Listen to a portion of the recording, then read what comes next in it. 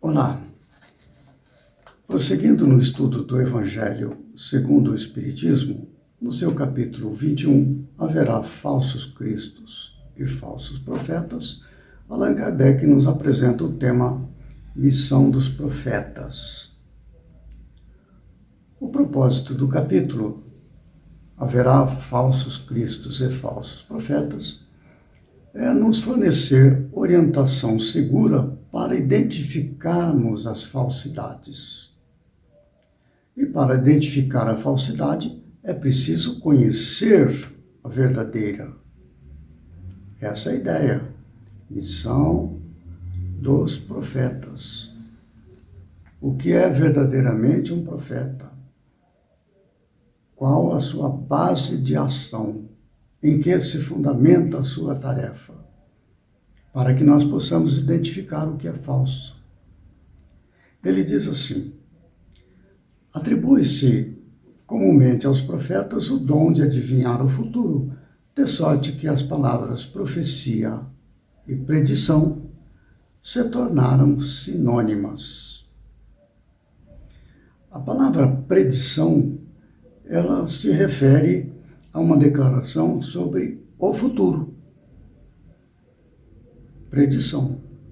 A palavra profecia, ela se refere a uma declaração sobre palavras, sobre ideias. Essas declarações, emitidas por um profeta, elas podem ser obtidas pelo profeta através do processo de inspiração ou de intuição. A inspiração é quando um outro espírito transmite ao profeta a ideia, a informação. Então, o profeta, como um médium, ou um clareaudiente, ou um vidente, ou aquela pessoa que identifica o pensamento do espírito comunicante. Então, essa é a questão da declaração sobre as ideias. Sobre o futuro também. Pode ser obtido por inspiração, quando vem de fora, para o profeta, ou por intuição, quando advém do próprio espírito do profeta, da sua superconsciência ou do seu subconsciente, onde já detém esse conhecimento e o profeta, então, a transmite. Foi obtida, então, por intuição. Intuição é o que vem de dentro e inspiração é o que vem de fora. Este é o processo que o médium, neste caso o profeta, apresenta a sua afirmativa, digamos assim, né? E nesse seguida, Allan Kardec apresenta a identificação da missão de um profeta. No sentido evangélico, o vocábulo profeta tem mais extensa significação. Disse de todo enviado de Deus, com a missão de instruir os homens e de lhes revelar as coisas ocultas e os mistérios da vida espiritual. Veja a amplitude da tarefa de um profeta. Não é apenas fazer esta predição sobre o futuro, não. Esse é um dos itens que caracteriza o profeta. Em que pese hoje a palavra profecia está ligada fortemente à ideia de predição do que vai acontecer, predição. Não, não é só isso. No tempo de Jesus, esse entendimento era mais amplo do que apenas a predição. Não é? Tanto que ele diz assim: pode, pois, um homem ser profeta sem fazer predições. Aquela era a ideia dos judeus ao tempo de Jesus. E Allan Kardec cita um caso que envolve Jesus, onde a palavra que está escrito no Novo Testamento, nos relatos, né, do Evangelho de Jesus, a palavra profetiza. Não está se referindo ao futuro. Olha só.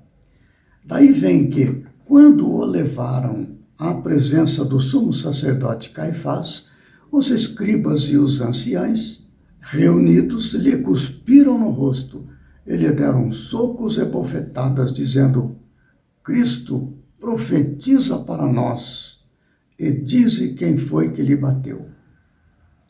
Então veja o sentido da palavra profetiza. Não se refere ao futuro. Mas a palavra, então, profecia, nesse caso profetize, se refere a um acontecimento do passado, que pretensamente, na verdade, aqui é uma ironia, né? Está dizendo a uma revelação que deveria estar pretensamente oculta. Não que eles quisessem ocultar, mas só para ver o sentido da palavra que foi utilizada lá no texto do Novo Testamento. Profetiza para nós e dize quem foi que te bateu. Então a palavra naquela época era mais ampla do que apenas a predição sobre ocorrências futuras. Entretanto, Kardec ressalta: deu-se o caso de haver profetas que tiveram a presciência do futuro, quer por intuição, quer por providencial revelação, a fim de transmitirem avisos aos homens. Aqui, novamente, a palavra intuição é a que vem de dentro do subconsciente ou do superconsciente do médium, do profeta. Não é? E a palavra revelação, que se refere, assim, sobre a inspiração, como diz Allan Kardec no livro dos Médiuns, né? Classificando que a mediunidade de inspiração, inspirada, que é a que vem ditada por um espírito ao médium, ao profeta, seja através da transmissão do pensamento, seja através de clareaudiência ou até de clarividência. Então pode ser obtida pelas duas maneiras, por intuição, não é? Ou por inspiração. É por esse meio. No caso de presciência do futuro, nós vamos encontrar no livro A Gênese, os milagres e as predições segundo o Espiritismo, escrita por Allan Kardec, publicada no ano de 1868, há ali uma relação que ele fala assim, que as predições do futuro são coisas absolutamente naturais nos espíritos superiores. Quanto mais elevado o espírito, mais amplamente ele tem a percepção clara do que ocorreria com a evolução do tempo. É que no plano espiritual superior, o tempo presente, o passado e o futuro ocorrem no mesmo momento. Então, o espírito superior, ele vislumbra as ocorrências no mesmo momento, do passado, do presente e do futuro. Ele descreve a visão do futuro relatando o exemplo de uma pessoa que está no alto de uma montanha, observa uma estrada por onde segue ali um veículo e tem uma curva, tudo direitinho.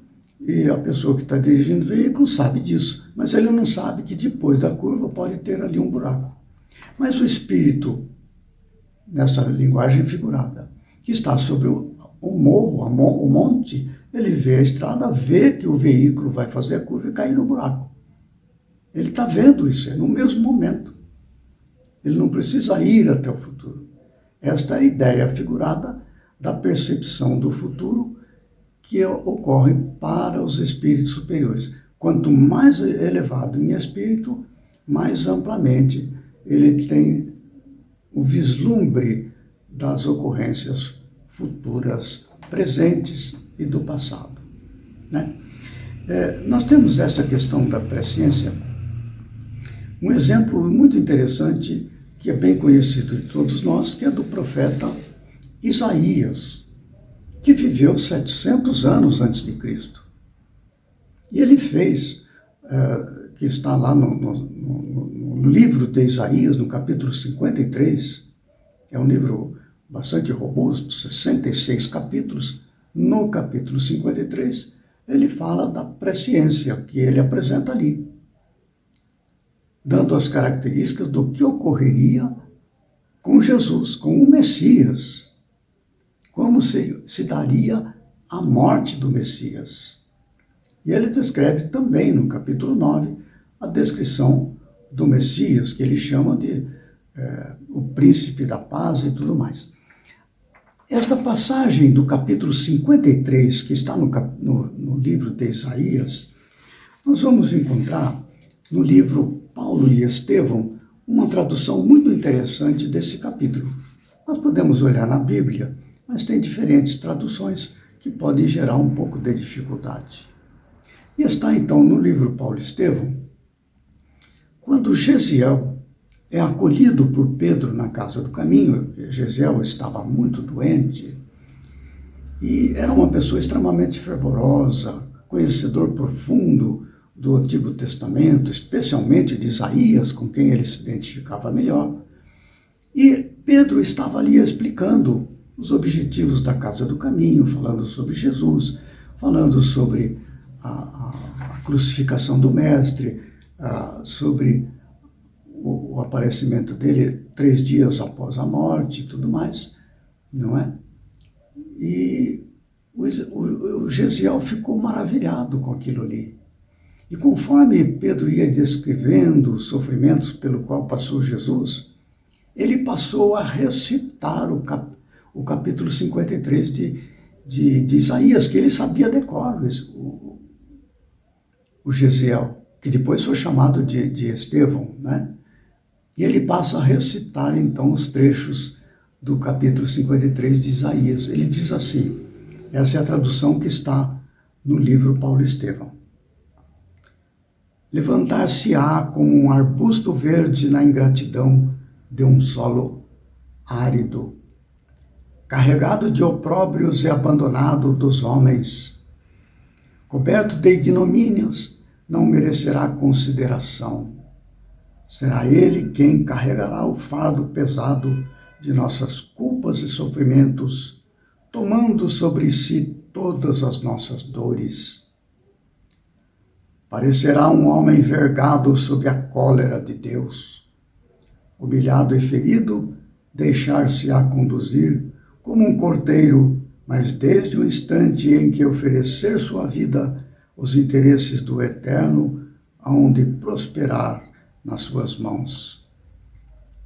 Olha que precisão, não é? Esta predição do profeta Isaías, de 700 anos antes de Cristo, a respeito das ocorrências que de fato se daria ipsis literis nos episódios do Calvário, não é? Este é o caso, como ele diz ali, em que profetas tiveram a presciência do futuro. E não seria demais lembrar também o profeta Joel, no capítulo 2, versículos 28 e 29, quando ele fala sobre a mediunidade, que descreve exatamente o momento da implantação do Consolador na Terra. Olha só. Joel, capítulo 2, versículo 28 e 29. Aqui relacionando agora com as ocorrências, não é, da implantação do Consolador, com o desenvolvimento do conhecimento espírita com Allan Kardec no século XIX. Ele fala assim, Joel 2, 28 e 29. E há de ser que, depois derramarei o meu espírito sobre toda a carne, e vossos filhos e vossas filhas profetizarão, e vossos velhos terão sonhos, os vossos jovens terão visões. E também sobre os servos e sobre as servas, naqueles dias, derramarei o meu espírito. Este é o caso de profetas, nesse caso o profeta Joel, onde ele faz esta predição precisa das ocorrências que iniciaram lá com Allan Kardec no século XIX e até hoje aqui no Brasil abundantemente, né? Nos núcleos espíritas, nos núcleos de Umbanda, até mesmo nos núcleos evangélicos e católicos, ocorrência da mediunidade, das comunicações mediúnicas, onde ocorrem predições do futuro e profecias, profetizações acerca da palavra, obtidas por inspiração ou por intuição. Esses são os verdadeiros profetas.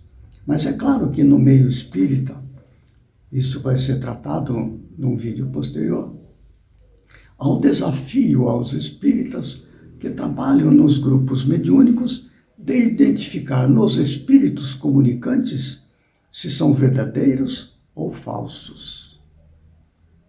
Há toda essa orientação também, dessa identificação, no livro dos médiuns, como fazer para identificar, ou nos livros de André Luiz, não é? Que tem vários livros que tratam da mediunidade, mecanismos da mediunidade, não é?